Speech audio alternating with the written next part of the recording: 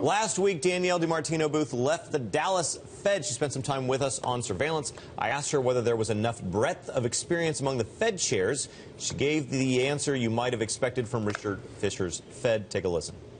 I think there need to be more people who understand the financial markets, who've actually worked inside the markets, who understand the fixed income markets, especially the currency markets. People who've been on the street. I was off that day. You were off that day. You were doing something. Yeah. Well, I don't know what else to tell you. All right. I think there's a few people on the Fed that would take on with Brian Sack, S-A-C-K. Well, let me start with him. Let me quote to you an email that immediately arrived in my inbox that morning from one Neil Dutta, head of research at Renaissance Macro Research, timestamped at 7:23:07 a.m. Where was Dudley before? Single question mark. Is that financial enough? Question mark. Question mark. Neil Dutta, first of all, thank you for watching Bloomberg Surveillance. Of course. Second you guys are of all, the best. What is the right relationship that the Fed should have with the financial markets? Well, I think, speaking to Danielle's criticism, look, the Fed has a lot of macroeconomists, but there is a whole school within macroeconomics that looks at financial economics. So I think the notion that the Fed's not paying attention to financial markets, that the Fed doesn't understand financial markets. I mean, to quote my friend Drew Mattis at UBS, in order to flush the toilet, you need to understand how the plumbing works. And that's why the Fed is paying more attention to the plumbing of the financial system. So, you know, I don't think the Fed is flying through this with their blinders on. I think there are plenty of smart people at the Fed. William Dudley, someone who understands financial markets, as Brian Sack is someone who understands financial markets. You know, Jerome Powell is someone who understands financial markets. There's a wide range of people that understands financial markets, that have worked in financial markets. Neil Dutta, first of all, gross.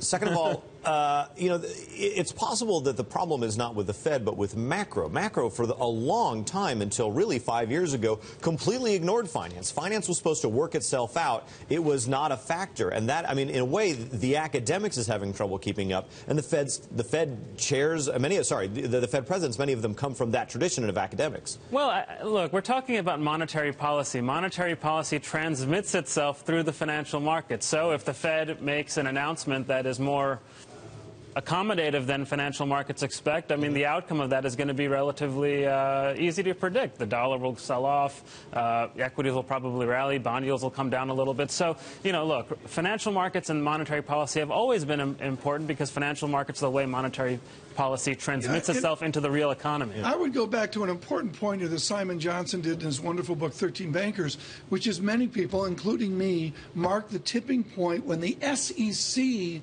allowed greater leverage at banks. The Fed didn't do that. A lot of people think the Fed is the one that put the fox in the chicken coop. It was the SEC in 2004 that said you can leverage up. But I don't want to miss something that she said, Danielle DiMartino Booth, which was that she wasn't just talking about knowledge of the financial markets, the plumbing, as Neil Dutta put it, or Drew Mattis at UBS. She actually said that this Fed has criminalized saving. I mean, it was far more pointed. I mean, is that true?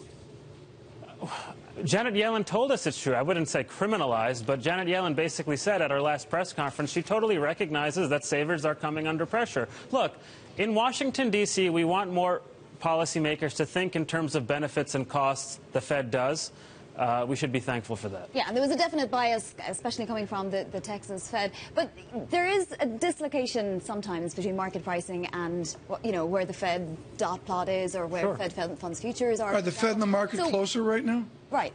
They are to 2016, but there's still a pretty big gap in 17 and beyond. But that's out forever. And it doesn't mean that the Fed doesn't understand fixed income markets, right? It just means that there's a dislocation and they'll come together at some point. It could be a variety of reasons, right? I mean, the Fed has a very high balance sheet. That's keeping the term premium down. There could be differing opinions about longer-run economic growth. But let me jump in here. Sometimes I feel like there's this proxy. When we talk about returns in fixed income markets, we pretend that we're worried about our grandmothers who saved up all their lives. We talk about savers, and we use them as a rhetorical proxy for returns in financial markets, debt markets, which is something completely different.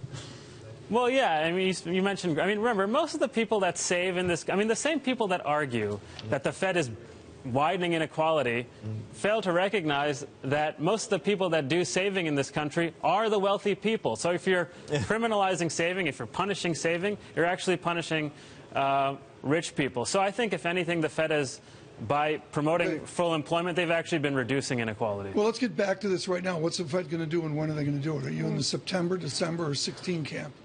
Well, I'm not in the 16 camp. I think the debate right now is whether they go once or twice. I do think that there is a risk to markets next year, because I think inflation is going to be more of a problem than is currently Could they priced go into once and markets. say we're just going to go once and sit here? Why can't they do that? Then why initiate it at all? I mean, Well, I'm not disagreeing, but just that's to the initiate argument. Because they don't know what's going to happen. I don't think Janet Yellen wants to raise rates just to pat herself on the back and, not be called a blockhead by some financial fixed income portfolio manager. She's going to do it because she thinks the economy is strong enough. The Fed is going to raise, and as they've indicated, after they do that, the economy will still be strong. It'll send a signal, and they'll keep raising rates. That's my view. And I think that's Janet Yellen's view, too.